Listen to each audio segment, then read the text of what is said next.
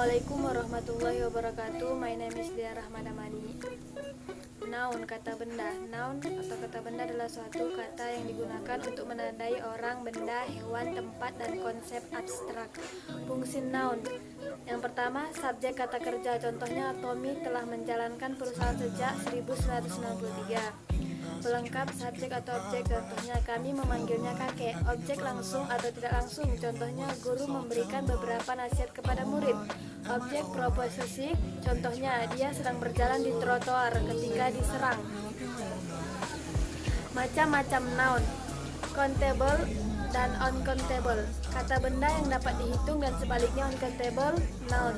Contohnya, book, sebuah buku dapat dihitung, dan sugar, gula, tidak terhitung. Proper dan common noun. Pergolongan kata benda spesifik di mana menggunakan huruf kapital pada awal. Contohnya, Jakarta.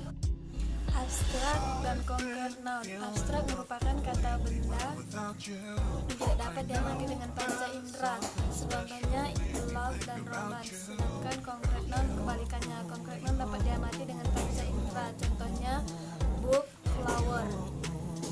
Pronoun, kata ganti. Pronoun adalah kata yang digunakan untuk mengganti noun, kata benda yang dapat berupa orang, benda, hewan, tempat, dan konsep abstrak. Personal pronoun. Personal pronoun adalah kata ganti yang digunakan untuk hewan, orang, benda, atau hal secara spesifik. Kata ganti ini tergantung pada peran, subjek, objek, posesif, jumlah orang yang ke, dan genre dari noun yang diganti. Contohnya, your is in the table. Yang kedua, demonstrative pronoun. Demonstrative pronoun adalah kata ganti yang digunakan parameter number atau jumlah. Contohnya, is this your wallet? Yang ketiga, interrogative pronoun. Interrogative pronoun adalah kata ganti yang digunakan untuk membuat pertanyaan. Kata ganti bahasa Inggris meliputi whoever, whatever, whichever, whose, who. Contoh kalimatnya, who is that man? Pronoun yang keempat, relative pronoun. Relative pronoun adalah kata ganti untuk membentuk relative clause, adjective clause. Di dalam relative clause, relative pronoun dapat berfungsi sebagai subjek, decreed, object, atau possessive. Kata ganti ini meliputi whoever, whomever, whose, whichever, that. Contoh kalimatnya, the person whom. Adverb, kata keterangan. Adverb digunakan untuk menjelaskan atau memberikan tambahan informasi mengenai kata kerja, kata sifat, atau bahkan adverb. Adverb of time merupakan kata bantu yang digunakan untuk memberikan info tambahan mengenai waktu menjawab pertanyaan when. Contohnya, I rarely go to the movie theater since the ticket price went up. Adverb of manner merupakan kata bantu yang memberikan tambahan informasi mengenai kondisi atau bagaimana sebuah peristiwa terjadi. Contohnya, anything you can do, I can do better. Adverb, kata keterangan. Adverb of place merupakan kata bantu yang memberikan jawaban mengenai tempat atau pernyataan when. Contohnya, put the jar about the cupboard along with the after empty jars. Adverb of degree. Biasanya kata bantu ini digunakan menjawab pertanyaan how much. Misalnya, she looks extremely tired after cleaning the whole house. Adverb of frequency. Adverb of degree digunakan untuk mendeskripsikan sebuah identitas, sedangkan adverb of frequency digunakan untuk menjawab beberapa sering frekuensi kegiatan dilakukan oleh seseorang. Adjektif, kata sifat. Adjektif adalah kata yang digunakan untuk memberi sifat pada suatu benda atau kata yang memberikan kekuatan untuk membatasi dalam pemakaian kata benda. Noun. Jenis dari adjektif, kata sifat. Jenis-jenis adjektif. Yang pertama, adjective of quality. Pengertian adjective of quality, kata yang digunakan untuk memberikan sifat. Contohnya, beautiful, stupid. Tempat-tempat dari adjektif. Tinjau penggunaan kalimat adjective of quality. Beberapa yaitu adjective of quality di depan benda, adjective of quality sesudah to be, adjective of quality di depan benda. Contohnya, he is foolish boy, the man is cruel, the meat, the dog, that. Adjective kata sifat. Adjective of quality, pengertian adjective of quality. Adjective of quantity adalah kata yang memberikan sifat benda pada jumlah, antara lain much, some, now. Adjective of number, pembagian adjective of number. Yang pertama, definitive number, bilangan pokok, contohnya 0, 1, 2. Indefinitive number, pertama, contohnya first. Second, kedua. Interrogative adjective. Interrogative adjective terdiri dari interrogative adjective what, interrogative adjective whose, interrogative adjective which. Simple present tense. Simple present adalah untuk menyatakan fakta atau kejadian yang terjadi pada saat ini. Rumus simple present tense: subject plus to be plus noun plus verb one. Contoh kalimatnya, I eat in the kitchen. Subject plus do or does plus noun plus verb one. Contohnya, they do not eat in the kitchen. Do or does plus subject plus verb one plus object. She is not very polite in kind. Past tense, simple past tense. Past tense merupakan kata kerja yang berfungsi untuk menunjukkan suatu pekerjaan atau tindakan yang telah berlalu atau yang terjadi di masa lampau. Past tense digunakan untuk membicarakan aksi yang sudah terjadi pada waktu sebelum sekarang. Rumusnya positif: subject plus verb to plus object.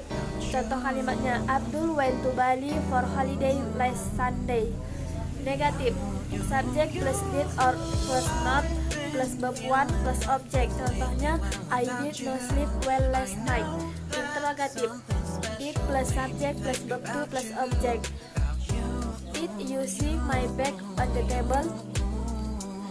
Simple future. Simple future adalah kalimat tenses yang digunakan untuk menunjukkan kejadian yang belum terjadi atau akan terjadi di masa depan dan berakhir di masa depan. Rumusnya adalah yang pertama, subject plus will plus verb one plus object plus to be plus going to plus verb one plus object. Contoh kalimatnya, Budi will take public speaking class tomorrow. Budi akan mengikuti kelas